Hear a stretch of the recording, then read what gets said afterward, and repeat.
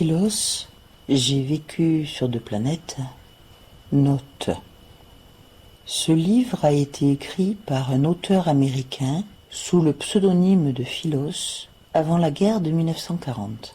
Traduit ensuite par un polytechnicien, Jacques Weiss, sous le pseudonyme de Louis Colombel, il a connu une très grande audience auprès d'un public désireux de progresser sur une voie alliant science et religion. Louis Colombel a également traduit un autre ouvrage proposé au public français, le livre d'Urantia, qu'il signale à la curiosité des lecteurs,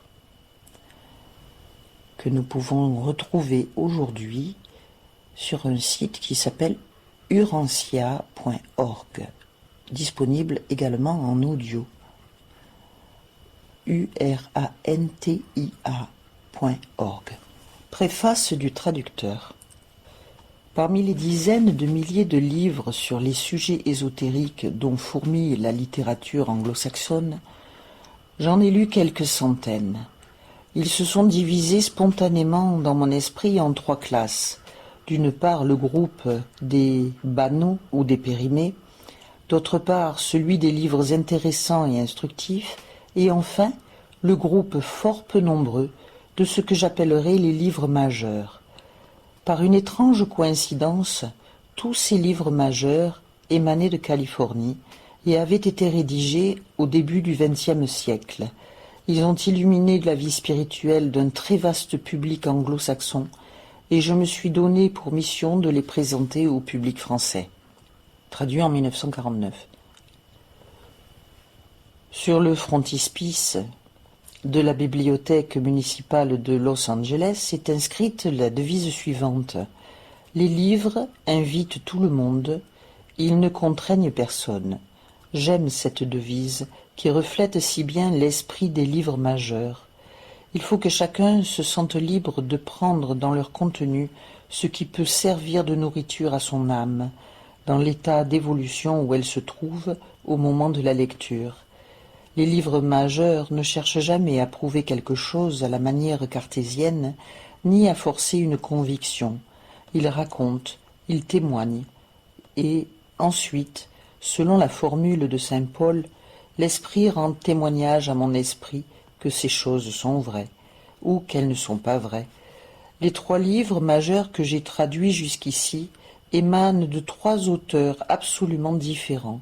Ils forment un triptyque, avant, pendant, après. J'entends avant, pendant et après la vie terrestre de Jésus, relatée par les évangiles, car ces livres sont tous centrés sur lui, qui a pris sur ses épaules la charge du monde et qui reste la clé de voûte de son évolution jusqu'à ce qu'il remette le royaume au Père à la fin des temps apocalyptiques.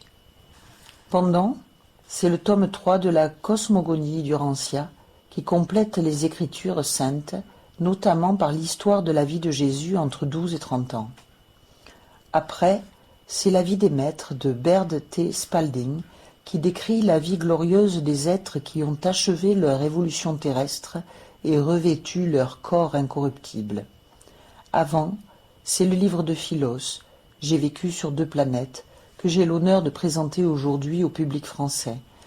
Il relate l'histoire des incarnations successives de l'auteur dans la période glorieuse de l'Atlantide, puis dans les temps modernes, illustrant les causes et modalités de la chute des civilisations et les efforts des âmes jumelles pour se retrouver 2 à 2.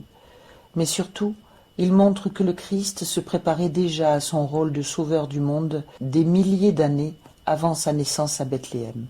Quand il affirma cette activité aux Hébreux, ceux-ci ne le crurent pas. Il leur répéta « Avant qu'Abraham fût, je suis ». Jean 7, 58. Et alors ils voulurent le lapider. Le monde a évolué sous l'action majeure de Jésus, avant, pendant et après les temps bibliques. Je publie donc le livre de Philos sans m'étendre davantage, laissant aux lecteurs français la liberté d'en apprécier à leur tour l'enseignement. Louis Colombel.